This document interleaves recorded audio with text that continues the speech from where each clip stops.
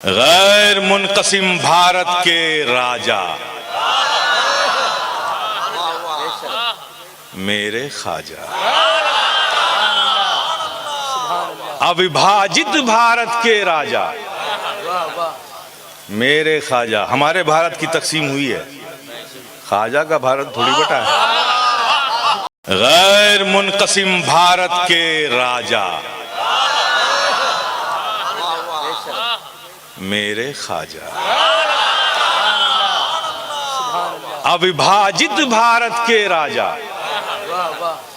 मेरे ख्वाजा। हमारे भारत की तकसीम हुई है, ख्वाजा का भारत थोड़ी बटा है। बहुत अच्छे। ये लकीरें तो हमने खींचनी कि ये पाकिस्तान है, ये भारत है, ये बांग्लादेश है, ये भूटान है, ये सिक्किम है, ये अफगानिस्तान है, ये श्रीलंका है, भारत बट गया। ये लकीरें हमने खींची है, लेकिन ख्वाजा का प्यार नहीं बटा, ख्वाजा की मोहब्बत नहीं बटी। पाकिस्तान के भी राजा ख्वाजा है, बांग्लादेश के राजा भी ख्वाजा है, अफगानिस्तान के राजा भी ख्वाजा है, श्रीलंका के राजा। चूंकि हमारे ख्वाजा अविभाजित भारत के राजा, कोई बांटना चाहे तो बांट भी नहीं सकता, नहीं बांट सकता। करते रहो कोशिश, ख्वाजा की मोहब्बत क्या निकालोगे। अब ये ख्वाजा यहाँ के थे, बोलो ना मेरे प्यारे, यहाँ के थे, बाहर से आए ना, संजर से आए, है ना, ये तो मालूम है आपको। अच्छा, आए तो क्या लेकर आए? आर्मी लेके आए थे, आर्मड डिवीजन तोपखाना लेकर आए थे, पेट्रियाट स्किट मिसाइल लेकर आए थे। क्या लेकर आए थे? सुपरसोनिक मिसाइल है, मैक 4 मैक 8 स्पीड की मिसाइलें लेकर आए थे। क्या लेकर आए थे? क्या लेकर आए थे? क्या लेकर आए थे? बोरियाए रुश्दो हिदायत लेकर आए थे, तन्हा आए थे।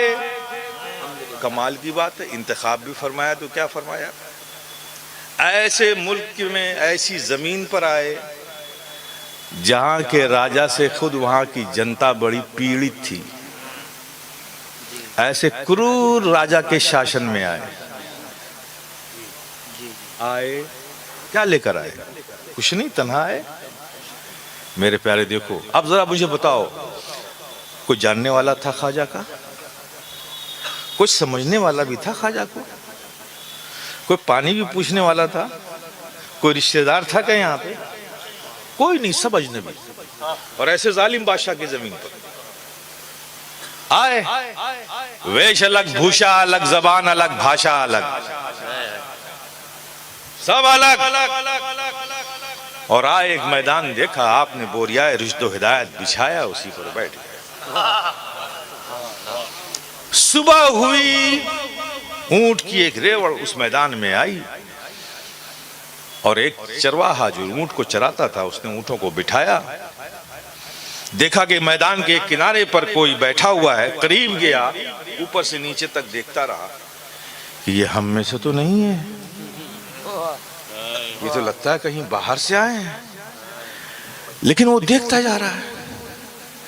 फिर उसने कहा, महाराज आप यहाँ के तो नहीं हैं, आपका आना यहाँ शुभ हो, आप यहाँ के नहीं हैं, लेकिन महाराज क्षमा चाहते हैं।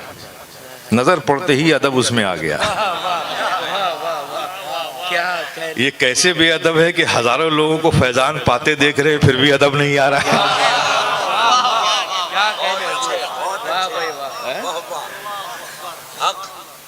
कहा कि आप यहाँ के तो नहीं है, लेकिन क्षमा चाहते हैं, ये राजा के ऊंट के बैठने की जगह है, आपको थोड़ा कष्ट होगा, आप थोड़ा और दूर चले जाएं, वहां आप बैठ जाएं। अच्छा, ऊंट बैठता है यहाँ पे, किस ऊंट को बिठाओगे? महाराज वो जो ऊंट खड़ा है उसकी जगह। अच्छा, ऊंट की आदत होती है जहां जाके बैठते वहीं बैठते। अच्छा, इसके बैठने की जगह, आ भाई अपनी जगह पे बैठ गया, यूं इशारा किया, यूं ऊंट चलता हुआ आया, बैठ गया। शाम हुई, फिर वो चरवाहा आया, सारे ऊंटों को उठाया। अब वो ऊंट जिसको यूं बुलाया था बैठ गया, उठ ही नहीं रहा है। डंडे मारे, नहीं उठा, गालियां बकी, नहीं उठा, ठोकर मारी, नहीं उठा। परेशान हो गया, कि आज महल में जाऊंगा, ऊँट की काउंटिंग होगी, गिनती होगी, एक ऊँट कम होगा तो बादशाह तो सीधे सर उड़ा देगा। तो जाते ही साथ महाराज से कहा, महाराज पता नहीं क्या बात है कि सारे ऊँट को उठाया, उड़ गया, एक ऊँट आज उठता ही नहीं, बहुत कोशिश की, मैदानी में बैठा हुआ। राजा ने पूछा कौन बिठाता था रोज? कहा महाराज मैं ही बिठाता था। कौन उठाता था? मैं उठाता था। लेकिन महाराज सुनिए सुनिए, वो जो ऊँट नहीं उठ रहा है ना, मैंने आज उसे नहीं बिठाया, मैंने नहीं उठाया। मैंने आलमे ख्याल में उस ऊँट से पूछा, लात खाई उठा क्यों नहीं? रोज तो उठता था। डंडे खाए रोज तो उठता था, उठा क्यों नहीं? ठोकरें खाई रोज उठता था, उठा क्यों नहीं? कहा सुन, तुझे समझ में नहीं आता, रोज वो बिठाता था, रोज वो उठाता था, बैठता था, उठ जाता था। तुझे पता नहीं है कि आज किसने बिठाया है? आज ख्वाजा ने बिठाया है। तो दूसरे का हुक्म मान के उठूं क्यों? अब उठाएंगे तो ख्वाजा ही उठाएंगे। तो ऐ भारत के सुन्नी मुसलमानों, तुम खुद नहीं बने हो, तुम्हें बनाया है ख्वाजा ने, भारत की धरती पर बिठाया है ख्वाजा ने। जब एक ऊंट को ख्वाजा बिठा दे, उसे कोई ना उठा सके, तो जिस भारत के मुसलमानों को ख्वाजा ने बनाया हो और बिठाया हो भारत में, किसमें दम है कि वो उसे उठा दे?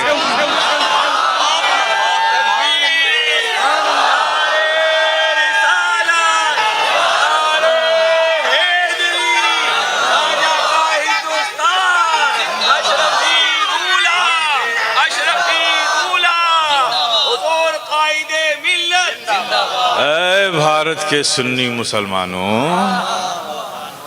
डरना नहीं, तुम ख्वाजा के बेस्ट प्रोडक्ट हो।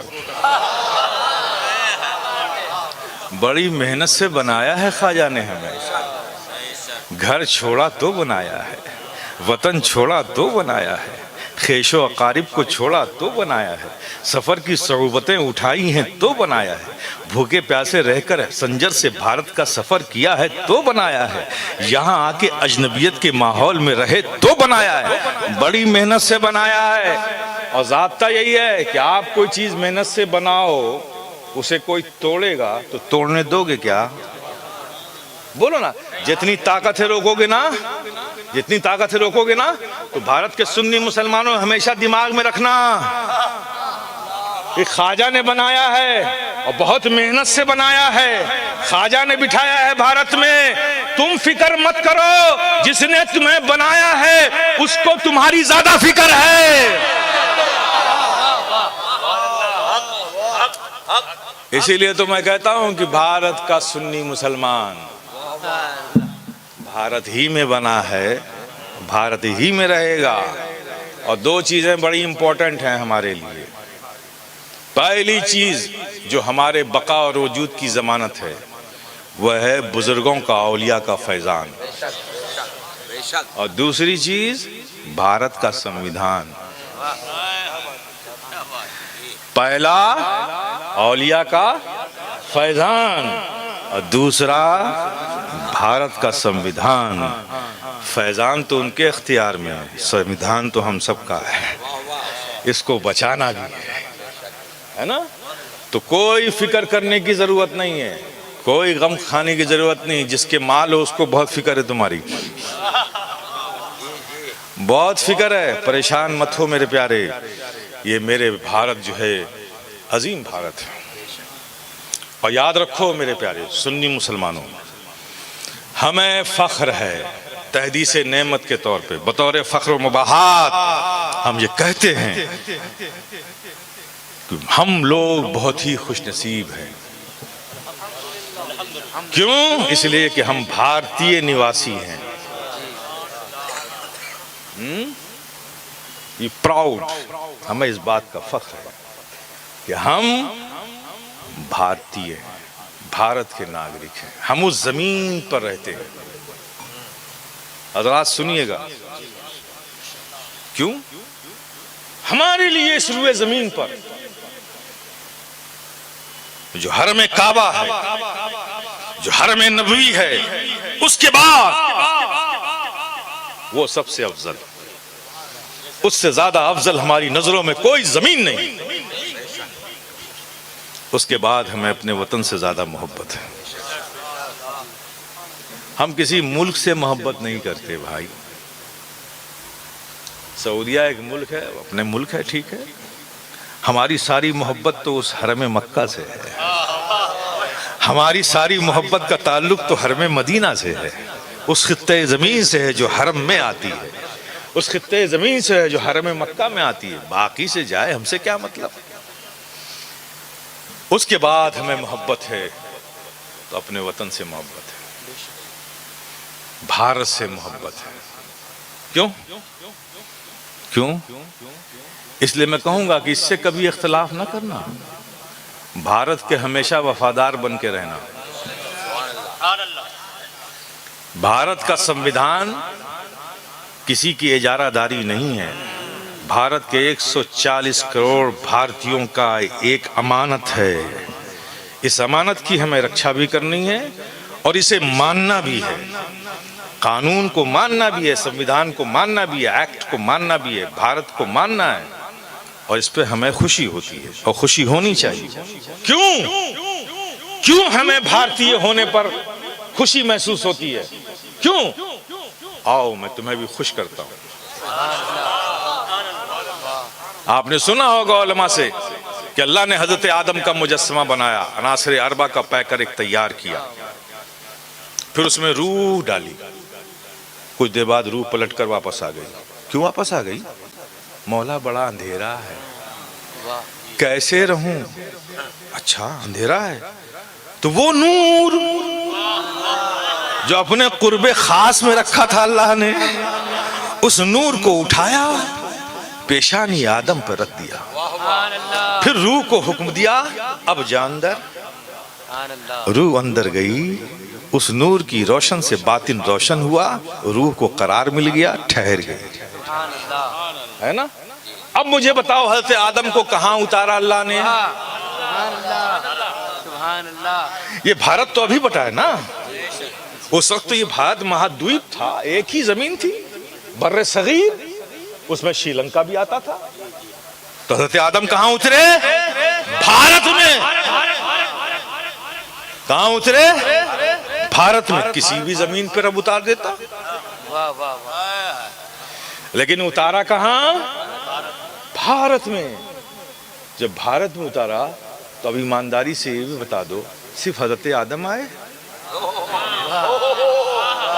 वो नूर जो कुर्बे खास में था, जो पेशानी आदम में रखा गया था, वो साथ नहीं आया?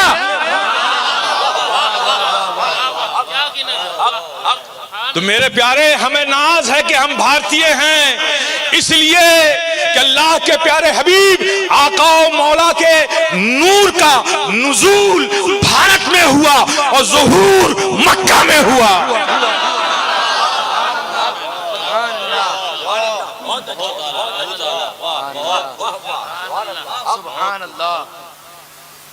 मेरे प्यारे, जिस वक्त आकाए रहमत सल्लल्लाहु ताला अलैहि वसल्लम ने ऐलान नबूवत फरमाया, उस वक्त इस बर्रे सगीर में राजा भोज यहाँ के राजा थे। समझ गए ना? और बड़े ज्ञानी थे, बड़े शास्त्री थे, विद्वानों के जानने वाले, वेदों के बिल्कुल यक्ताए रोजगार थे। उन्होंने पढ़ रखा था कि जो आखिरी नबी आएगा उसे हर शय का इल्म होगा। जो उसने देखी हो उसे तो जानता ही होगा, जो उसने कभी देखी ना हो उसे भी जानता हो। तो राजा भोज का अकीदा बयान कर रहा हूँ, ये उससे भी बदतर है।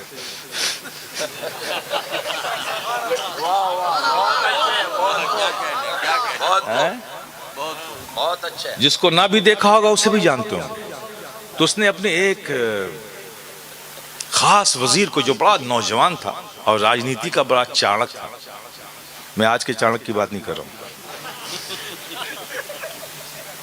क्या कहना, राजा भोज के जमाने में राजा भोज का वो नौजवान मंत्री बड़ा होशियार, जीरक, ज़हीन था। उसने बुलाया कि रतनदास इधर आओ। कहा जी महाराज। कहा मैंने सुना है और वेदों में पढ़ा था कि एक आखिरी नबी आएगा और वो मक्का में आएगा, और मैंने सुना है कि किसी ने मक्का में ऐलान नबूवत किया है, तो मैं चाहता हूं कि तुम जाओ जरा तस्दीक करो कि ऐलान करने वाला कैसा है, वाकई नबी है कि नहीं है। तो राबा रतनदास ने कहा कि महाराज मैं राजनीति का खेल तो खेलता हूं, ये नबूवत को जांचने का मेरे पास कोई पैमाना नहीं है, ये ऐसा नया काम आप मुझे दे रहे हैं। कहा देखो जो नबी होंगे उन्हें हर शय का इल्म होगा, तो तुम ऐसी चीजें यहां से लेके तोहफे में जाओ जिसको किसी अरब ने कभी देखा ही ना हो। रतनदास लेकर पहुंचे, तलाश करते रहे। अब उस जमाने में नबी हिजरत करके मदीने शरीफ तशरीफ ले आए थे, मक्के से हिजरत कर गए थे। मदीने में पूछते पूछते लोगों ने बताया फला जगह चले जाओ, फला नखलिस्तान में नबी अपने सहाबा के साथ मौजूद है, अभी हमने देखा है। वो वहां पहुंचा तो वो गौर कर रहा था, चूंकि तो देखने आया था कि नबी हैं कि नहीं है, तो डायरेक्ट नहीं किया, वो आड़ लेकर छुपा हुआ था और बार बार सुनने की कोशिश कर रहा था कि क्या बातें हो रही हैं, कैसे हैं, कौन है। तो उसने देखा जो मजमा लगा हुआ था, चारों तरफ परवानों की मानिंद सहाबा बैठे हुए हैं, उस शमा को उसने पहचान लिया कि ये इसी का नूर है जो सब जगह चमक रहा है। तो वो एक टक नबी को देखने लगा, बार बार झांक के नबी देखे फिर आड़ में हो जाए, नबी को देखे फिर आड़ में हो जाए। फिर उसके बाद नबी ने तबस्सुम फरमाया, जो गुफ्तगू फरमा रहे थे वहीं रोका और रोक कर यूं सर उठाया, चश्मान रहमत उठाई और दूर खड़े जो आड़ में रतनदास थे उनसे कहा भाई आप आ जाओ, आप क्यों वहां खड़े हो। अब रतनदास हाजिर हुए, अब तो कोई चारा नहीं था, हाजिर हुए। जब करीब आया तो सबने पलट कर देखा, अब उनका लिबास तो सब दूसरा था। सहाबी हैरत में है कि कौन है, कहां से आए भाई।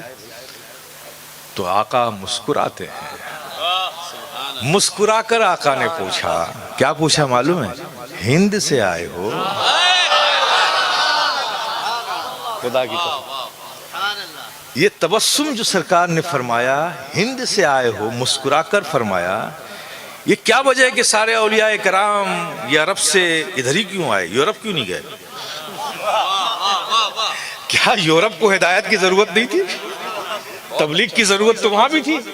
ये सब के सब दातागंज बख्श लाहौरी, ख्वाजा खाजगा अजमेरी, हज़रत महबूब इलाही, मखदूम सिमना, हज़रत रिज़्क़ुल्लाह शाह, जितने भी है सब इधर। ये यूरोप क्यों नहीं गए, उन्हें भी तो हिदायत की जरूरत थी। ये सब वो लोग थे जो नबी के उस तबस्सुम को ढूंढने आए थे कि इसकी वजह क्या है नबी।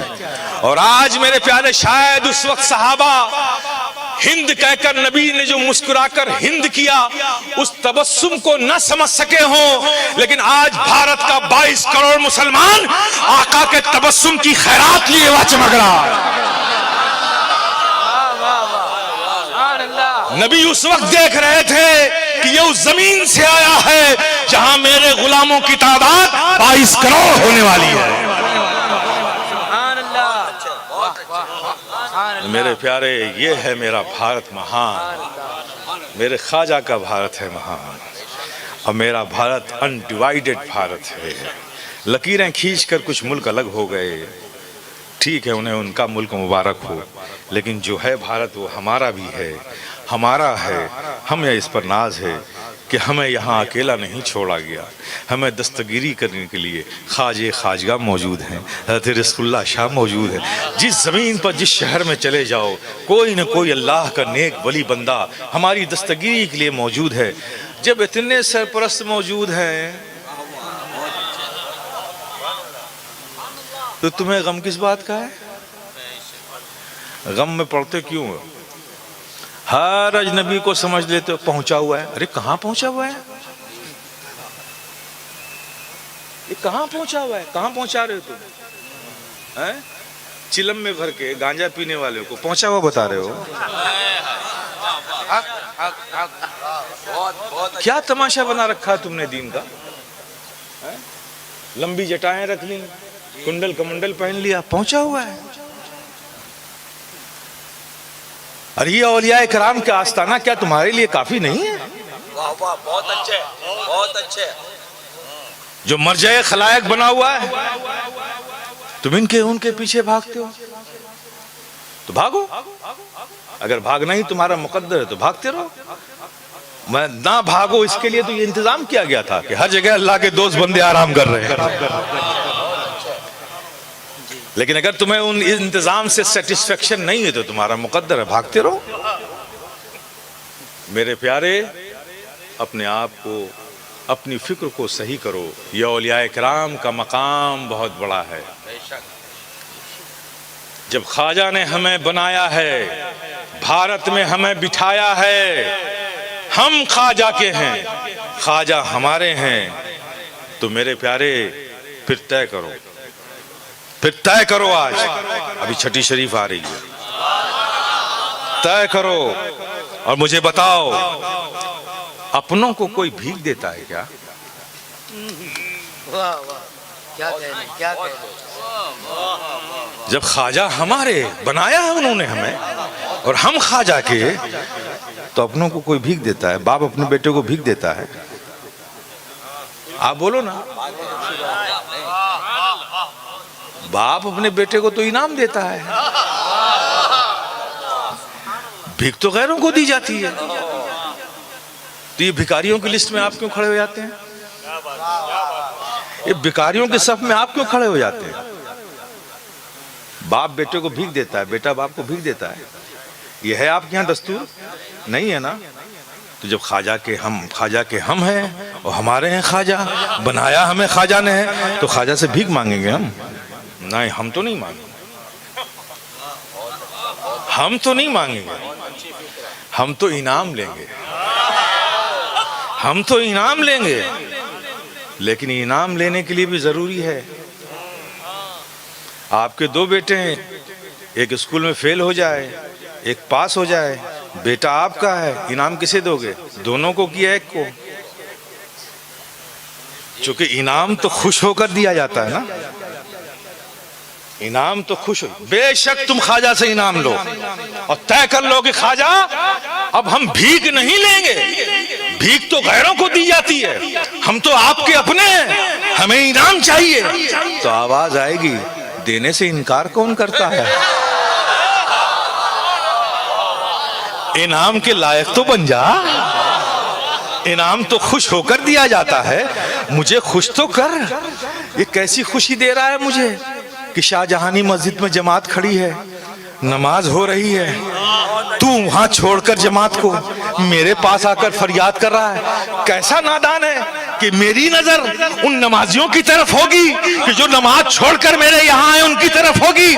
अरे इतना तो समझ, जिस नमाज की लज्जतों से मैंने अपनी जिंदगी का हुस्न सजाया, जिस कुरान की तिलावतों से मैंने रूह की पाकीज़गी पैदा की, जिससे मैंने मोहब्बत की जो जिंदगी भर मेरा शियार बना रहा, जिससे मैंने कमाले मोहब्बत की, दीन से की, दीन के अहकाम से की, फराइज से की, वाजिबात से की, नमाज से की, तिलावत कुरान से की, दरूद के विर्द से की, यही मेरी जिंदगी का शक्ल रहा, यही मेरी खुशी रही। तू उसे छोड़कर मुझे खुश करना चाहता है?